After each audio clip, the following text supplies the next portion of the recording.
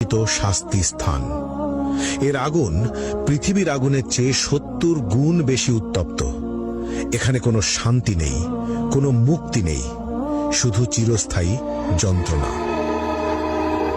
চলুন দেখা যাক কোন ২০টি পাপ মানুষকে এই ভয়াবহ শাস্তির দিকে নিয়ে যায়। প্রথম, মা বাবার অবাধ্যতা। পাপ অভিভাবকের প্রতি অবমাননা বা তাদের কথা না মানা।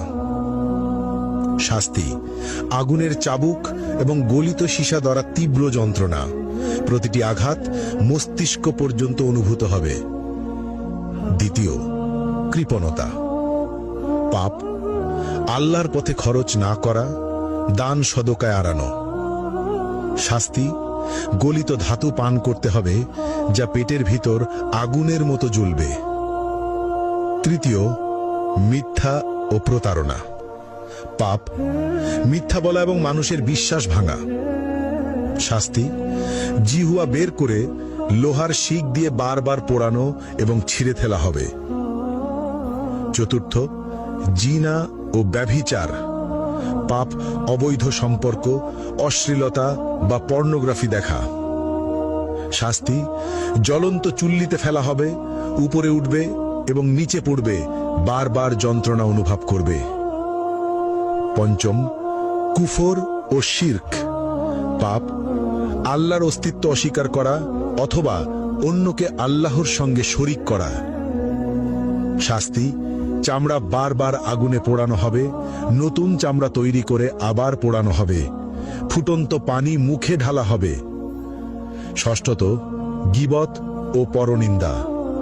পাপ অন্যের দোষ খোঁজা এবং অনুপস্থিতিতে সমালোচনা করা।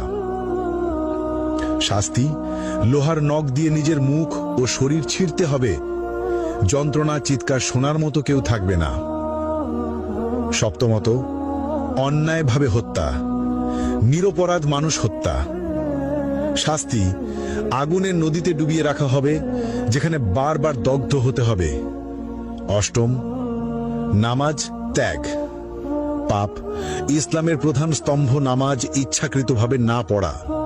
শাস্তি গভীর গর্তে নিক্ষেপ করা হবে, যা তলানিতে পৌঁছাতে ৭০ বছর লাগবে, আগুনের তাপে ছটফট করতে হবে।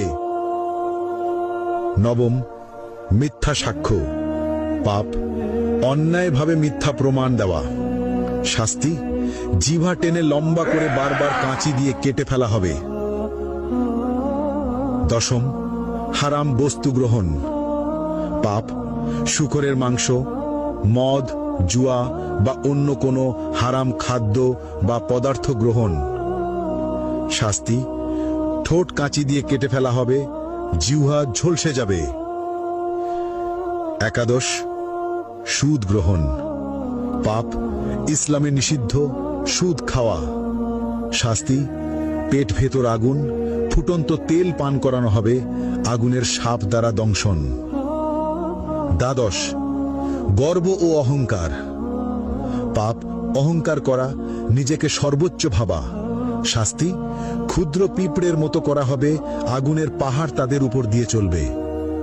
ত্রয়োদশ, অন্যায়ভাবে সম্পদ গ্রহণ। পাপ চুরি, জালিয়াতি বা অন্যের সম্পদ দখল করা। শাস্তি আগুনের পোশাক পরানো, শরীরের ভিতর আগুন প্রবেশ করানো। চতুর্দশ, মা বাবার সঙ্গে দুর্ব্যবহার। পাপ অভিভাবকের প্রতি খারাপ আচরণ। শাস্তি আগুনে পোড়ানো হবে, আর্তনাদ শুনবে না কেউ। পঞ্চদশ, ঈর্ষা ও হিংসা করা। পাপ অন্যের প্রতি ঈর্ষা বা হিংসা করা। শাস্তি আগুনের লেজে আটকে রাখা হবে, বারবার দগ্ধ হতে হবে। ষষ্ঠত, অসৎ ব্যবসা বা প্রতারণা। পাপ মিথ্যা চালান, প্রতারণা বা অসৎ ব্যবসা করা। শাস্তি আগুনে পোড়ানো হবে, দগ্ধ অবস্থায় বারবার কেটে ফেলা হবে। সপ্তদশ, নেশা বা মাদক ব্যবহার ও প্ররোচনা। পাপ নিজের বা অন্যকে নেশা বা মাদক গ্রহণে প্ররোচিত করা।